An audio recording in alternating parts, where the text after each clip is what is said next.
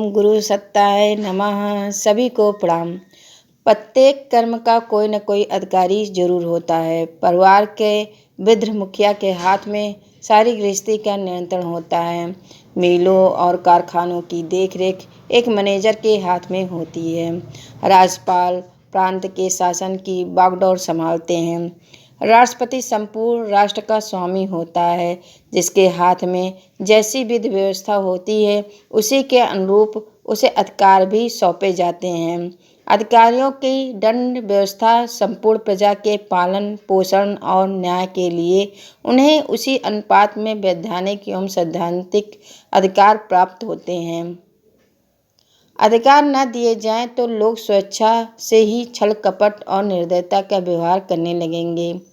न्याय व्यवस्था के लिए शक्तिमान और सत्तावान होना उपयोगी नहीं, आवश्यक भी है। इतना बड़ा संसार एक निश्चित व्यवस्था पर ठीक ठाक चल रहा है। सूरज प्रतिदिन ठीक समय से निकल आता है।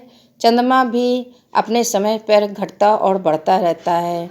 ऋतु में अपना समय से आते हैं और लौट जाते हैं।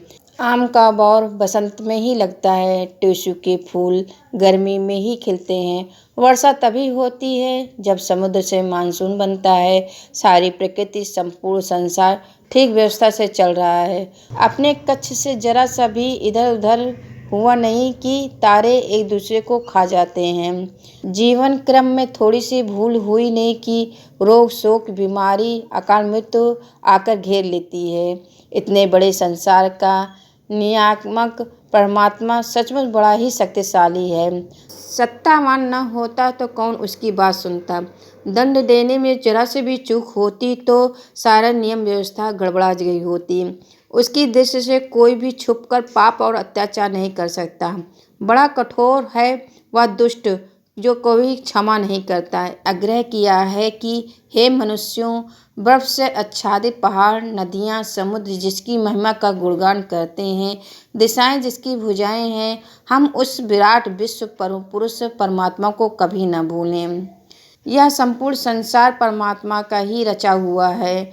जीव की पूर्णता या मुक्ति और कुछ नहीं, भगवान के साथ चेतना ज्ञान इच्छा प्रेम और आध्यात्मिक सुख में एकता प्राप्त करना है तथा भगवती शक्ति के कार्य संपादन में अज्ञान पाप आदि से मुक्त होकर सहयोग देना है। यह स्थिति उसे तब तक प्राप्त नहीं होती जब तक वह आत्मा अपने पिंजरे में कैद है, अज्ञान में आवृत है। उसे आध्यात्मिक शक्तियों का सत्यता पर विश्वास नहीं होता। अहंकार का जाल मन शरीर जीवन भाव इच्छा विचार सुख और दुख के संघर्ष पाप पुण्य अपना पराया आदि के जटिल प्रपंच मनुष्य की में स्थित एक उच्चर और आध्यात्मिक शक्ति के ब्रह्मा और अपूर्ण रूप मात्र है। महत्ता इसी शक्ति की है कि मनुष्य की नहीं, जो प्रच्छन्न रूप से आत्मा में अधिकृत रहता है। आत्मा को चाहिए परमात्मा से मिलाने का प्रयत्न करता रहे। आध्यात्मिक जीवन में भी अपने जीव को लगाते रहें और उस पे भी नियम पूर्वक चलते रहें। जीवन क्या है? जीवन तो जीना ही है, लेकिन अपने आप के लिए भी समय थोड़ा निकालना पड़ता है। अपने आत्मा को परमात्मा के मिलन के लिए जितने भी कर्म कर सके उसे करते रहना चाहिए। जय गुरुदेव।